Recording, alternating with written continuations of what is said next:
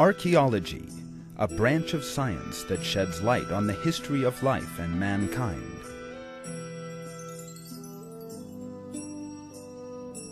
Archaeologists carry out long and difficult excavations looking for clues, such as tools, works of art, household items, and the like, that can provide clues about the history of life and living things. Every remain they find is a discovery in the name of history and an important resource that can illuminate the history of life and of mankind. Coins,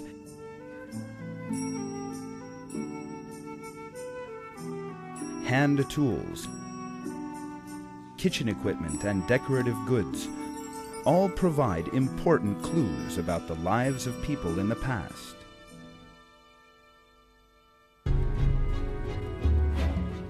Archaeologists know that the items they find do not appear under the ground by chance. Nobody has ever claimed that they do. Even if we do not actually witness these items being made, we can still be certain of the existence of people who designed and made them. Together with the information they contain, all these objects and artifacts are intelligent designs. They were designed and produced for a specific purpose. They reflect the labor, expertise, taste, and intelligence of the artists who made them.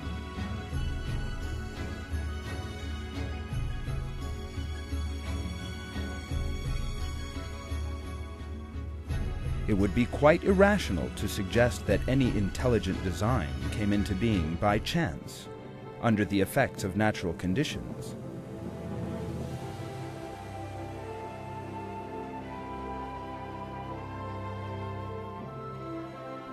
So, what about life? How should people who realize that even a simple artifact from under the ground is the product of design account for the origin of living things, each one of which has its own complexity?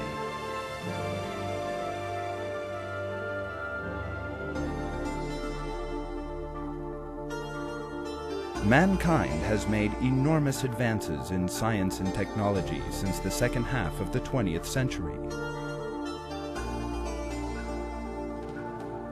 Discoveries in the field of biophysics, biochemistry, and genetics in particular have shown scientists that the details that go to make up life are of a far greater complexity than they had ever imagined.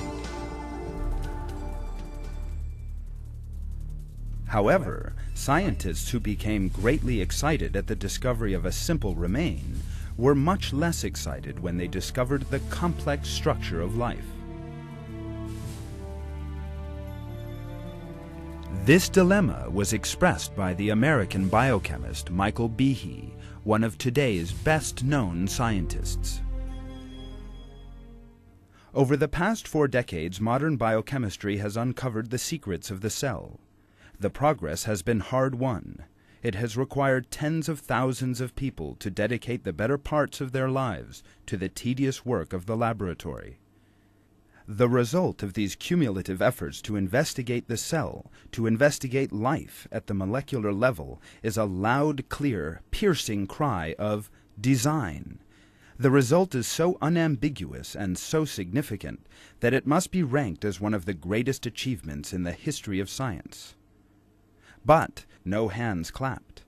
Why does the scientific community not greedily embrace its startling discovery? The dilemma is that while one side of the issue is labeled intelligent design, the other side must be labeled God.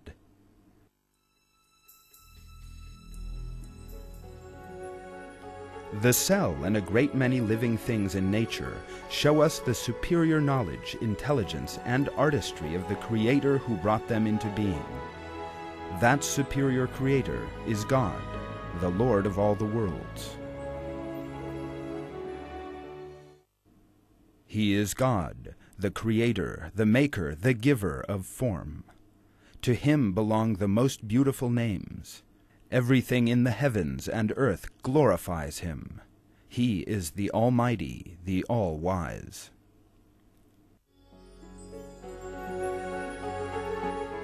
The allegedly scientific theory which rejects the creation of living things and seeks to account for the origin of life in terms of blind chance is Charles Darwin's theory of evolution.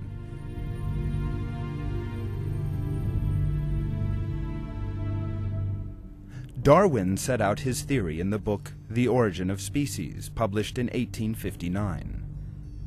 According to Darwin, all life comes from a common ancestor, and life forms evolved from one another by small, gradual changes.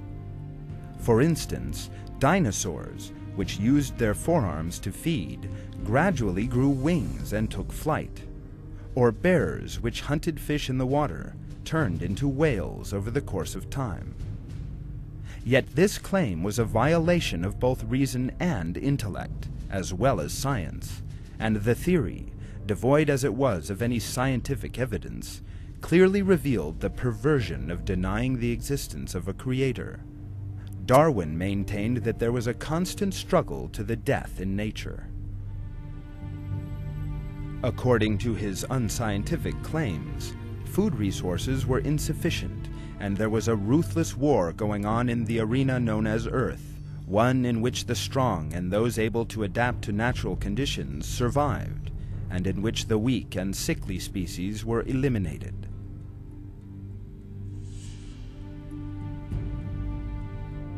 The concept of conflict, which can be seen in the subtitle to The Origin of Species, the preservation of the favored races in the struggle for life, was one of the foundation stones of the theory of evolution. According to Darwin, individuals which possessed advantages in this struggle for life would survive and multiply. These advantageous differences would thus combine and give rise to new features, new organs, and new species. The fact that this claim of Darwin's is a totally imaginary one would only later be revealed by means of advances in the field of science. On close inspection, this claim of Darwin's, in an evolutionary process that progressed from 1 to 5 stages, required that for a living species to survive, each individual stage had to give rise to a more advantageous physiological structure than the one preceding it. That meant that the theory of evolution rested entirely upon the assumption that living systems could be reduced to minute but advantageous steps.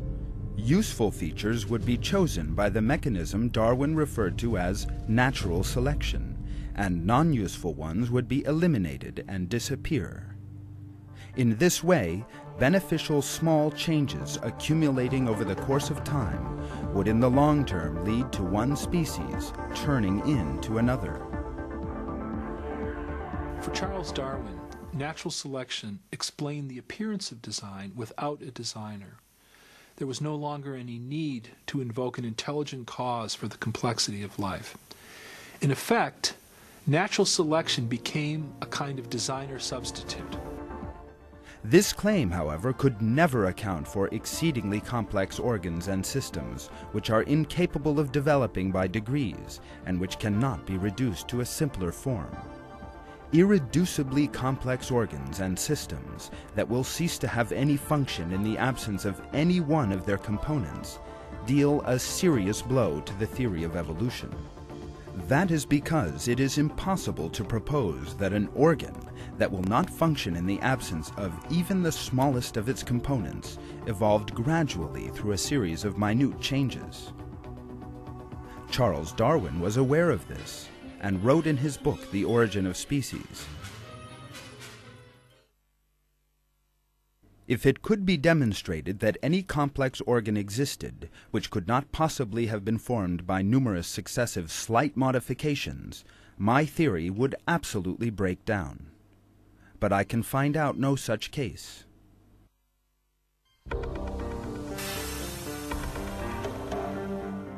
It might have been regarded as normal in Darwin's own time for him to say he can find no such case, because in the second half of the 19th century the world of science was at a rather primitive technological level compared to that of today.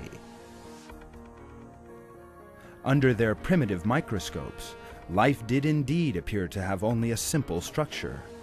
At that time, when the cell was described as a simple little lump of carbon, Darwin was unaware of the meaning of the words genetics, electron microscope, or biochemistry. Yet scientific discoveries in the 20th century would lead the idea that life was simple, being consigned to the waste bin of history. In 1931, the German scientist Ernst Ruska invented the electron microscope. It was seen that cells, hitherto considered to be little lumps of carbon, were actually extraordinarily complex life forms, capable of multiplying on their own and producing energy, and with special defensive systems to protect them from enemies. Darwin's unrealistic idea that the first cell came into existence by chance was thus totally invalidated. In 1955, James Watson and Francis Crick revealed, with the discovery of the structure of the DNA, that living things contained very special genetic information encoded in the nuclei of their cells, and that this data could not be changed by acquired characteristics. Advances in the field of fossil science also placed the theory of evolution in a worsening quandary with every passing day. There was not a trace of the intermediate forms alleged to link species to one another. According to the theory, it took millions of years for one species to evolve into another. That meant that from the physiological point of view, there should be thousands, even millions of intermediate forms between them. The number of fossils belonging to these should be numbered in the trillions, and the strata of the earth should be full of such forms. However, despite decades of excavations, not a single intermediate form, of all the millions and even billions there should in theory be, has ever been encountered. Today, speculation continues with regard to just a few dozen fossils, and all of these have in any case been proven not to be intermediate forms, but rather particular and extinct specimens. Today, even the best-known evolutionist paleontologists honestly admit that they have no longer any hope that intermediate forms will ever be found. One of these, Stephen Jay Gould, says in one of his books, "As we survey the history of life, one feature stands out as most puzzling: the lack of clear order and progress through time among marine invertebrate faunas.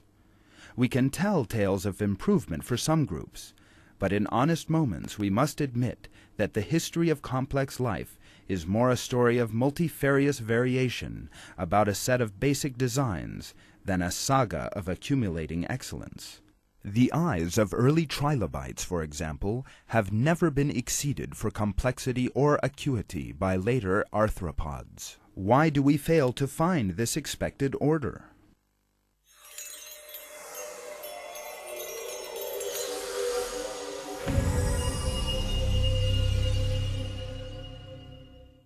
The electron microscope and the discovery of the structure of the DNA, the conclusion reached by modern-day paleontology, these alone were sufficient to tear down the already unsteady foundations of the theory of evolution proposed by Darwin. However, one of the most serious blows to the theory of evolution came only recently from the field of biochemistry. According to Michael Behe, a professor of biochemistry at Lehigh University in Pennsylvania, it is impossible for the complex organs in living things to have come about by means of natural selection and mutations, which shows that the cell was created. It's really interesting to notice that the more we know about life and the more we know about biology, the more problems Darwinism has and the more design becomes apparent.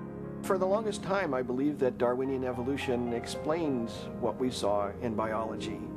Not because I saw how it could actually explain it, but because I was told that it did explain it. In schools, I was taught Darwinian biology. And through college and graduate school, I was in an atmosphere which just assumed that Darwinian evolution explained biology. And again, I didn't have any reason to doubt it. It wasn't until about 10 years or more ago that I read a book called Evolution: A Theory in Crisis by a geneticist by the name of Michael Denton, an Australian. And he put forward a lot of scientific arguments against Darwinian theory that I had never heard before. And the arguments seemed pretty convincing. And at that point, I started to get a bit angry because I thought I was being led down the primrose path. Here were a number of very good arguments, and I had gone through a doctoral program in biochemistry, became a faculty member, and I had never even heard of these things. And so from that point on, I became very interested in the question of evolution, and since have decided that Darwinian processes are not the whole explanation for life. In his book, Darwin's Black Box, The Biochemical Challenge to Evolution, Behe describes how in Darwin's time, the living cell was a black box whose contents were unknown, and how with the unraveling of the details within the cell, it emerged that it was actually a very complex structure. The powerful evidence in Behe's book was greeted with despair among evolutionist circles, and the work itself was soon being discussed by well-known media organizations.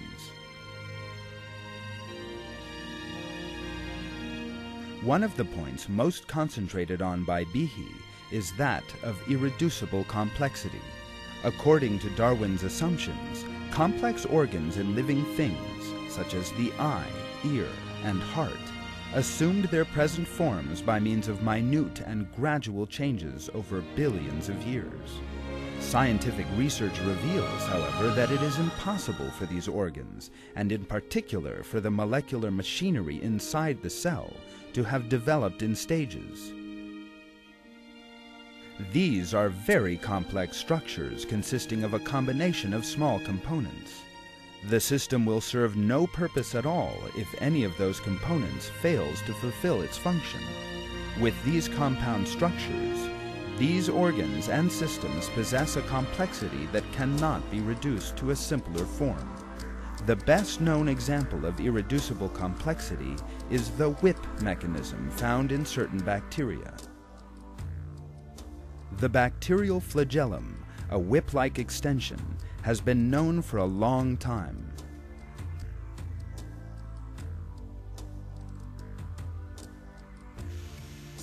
Observations in the last decade, however, astonished the scientific world when they revealed its detailed structure.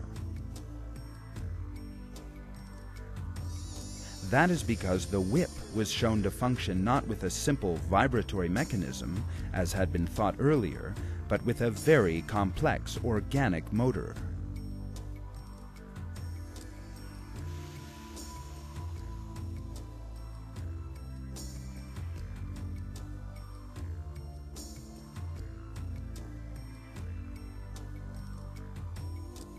Bacteria use the flagellum to move.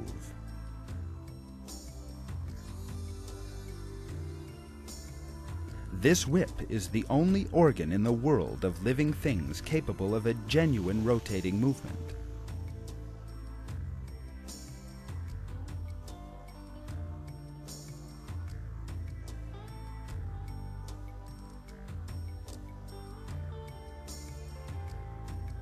Thanks to this, the bacterium moves in whichever direction it wishes, and can also make sudden stops and maneuvers.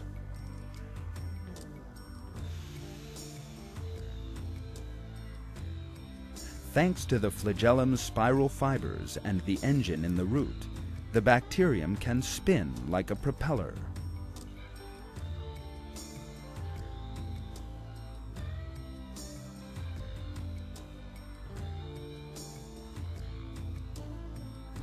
The engine that permits the bacteria to move consists of two separate sections, the rotor and the stator, that provide a spinning movement within one another.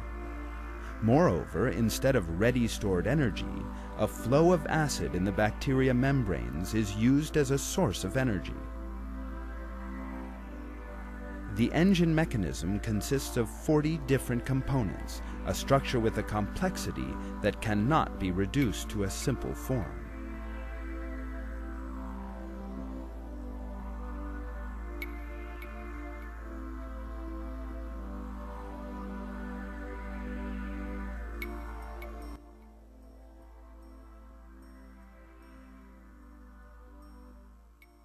If even one of these pieces is missing or put in the wrong place, your motor isn't going to work. So this apparatus to assemble the flagellar motor is itself irreducibly complex. The flagellum also possesses an internally complex structure. Its organic structure consists of 240 separate kinds of protein.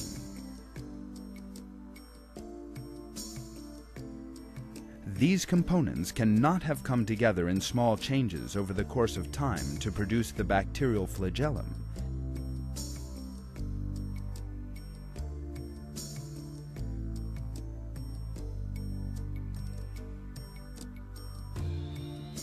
Since every tiny component is an organ that serves no purpose on its own.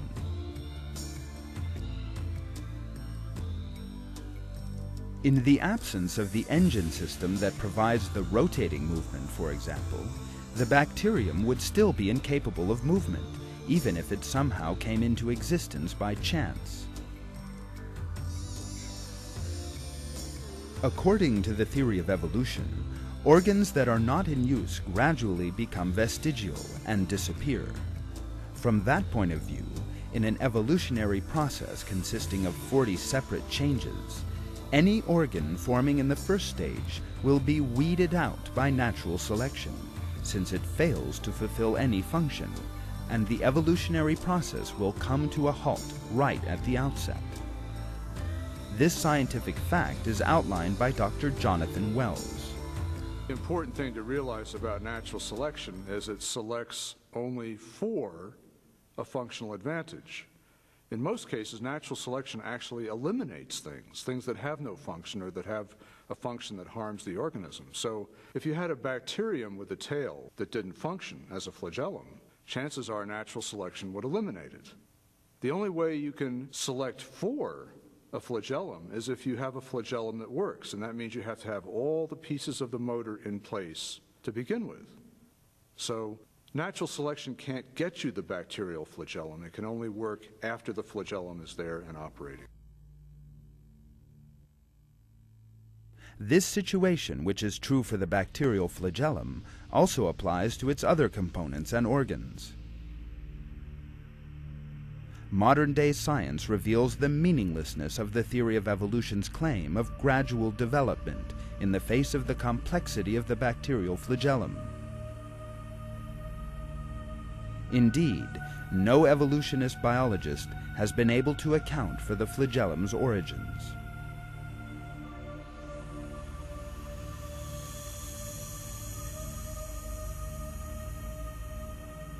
The bacterial flagellum can only exist if all its components work flawlessly and at the same time.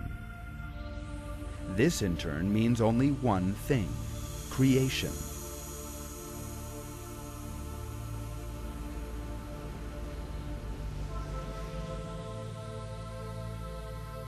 In the same way that the engines that allow cars to move are the products of superior engineering, so this mechanism that allows bacteria to move is the product of a superior knowledge.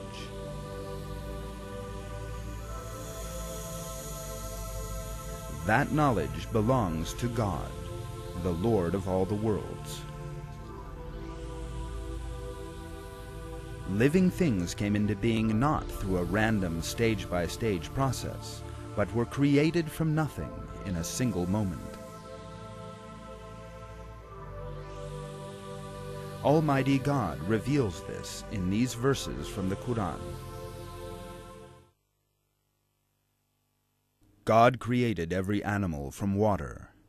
Some of them go on their bellies, some of them on 2 legs, and some on 4. God creates whatever He wills. God has power over all things. He is the originator of the heavens and earth. When He decides on something, He just says to it, "Be," and it is.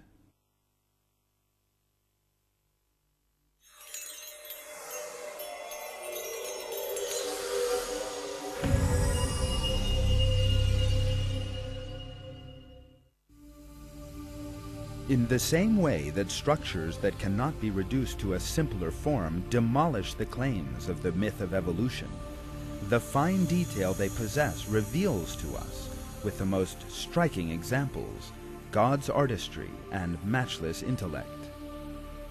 The signs of creation in living things have now become a scientific concept and are supported against Darwinism by the world's best-known scientists. Among the most prominent names in this movement are those of Philip Johnson from the University of California at Berkeley, William Dembski from MIT, Chicago, and Princeton universities, Stephen C. Meyer, who earned his PhD from Cambridge University, and Paul Nelson from Chicago University. As well as maintaining that life did not come into existence by chance, and that God created all living things, these scientists hold seminars and conferences all over the world.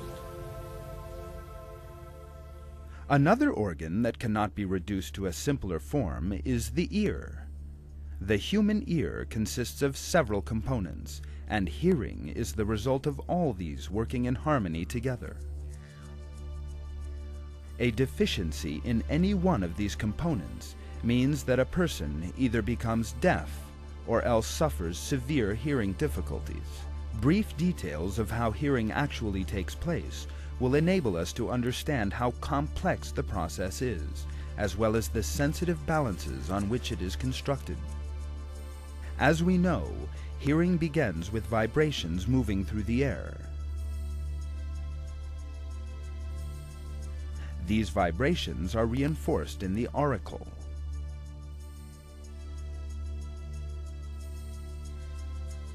In this way, the intensity of the sound waves is amplified by approximately 17 decibels on entering the outer ear, from where the sound vibrations reach the ear membrane. The ear membrane is so sensitive that it can perceive vibrations of the dimensions of a single molecule. It is thanks to this sensitivity that in a silent environment we can hear someone whispering from many meters away.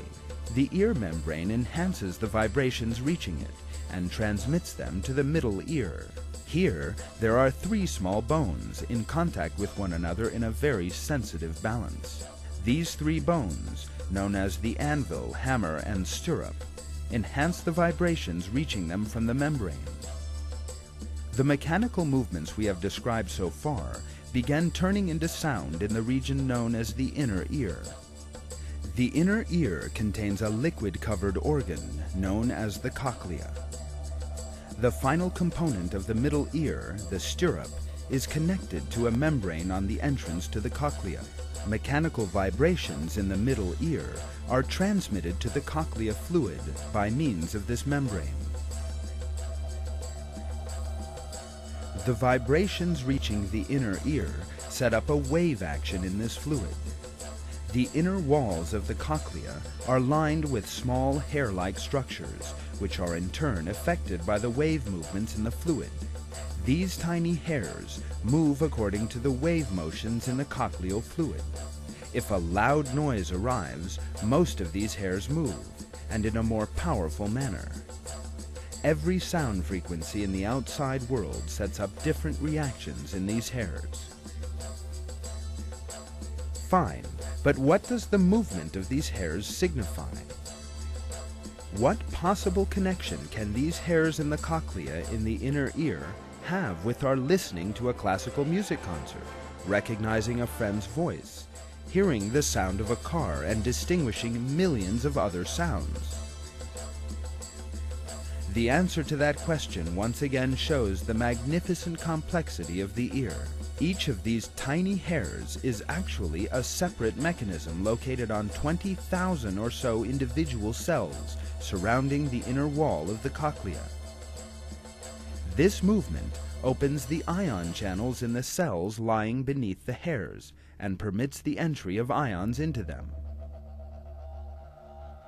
When the hairs lie back in the other direction, the cell doors close.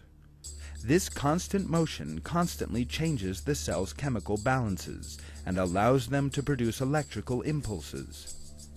These electrical impulses are transmitted by nerves to the brain, where they are interpreted and converted into sound.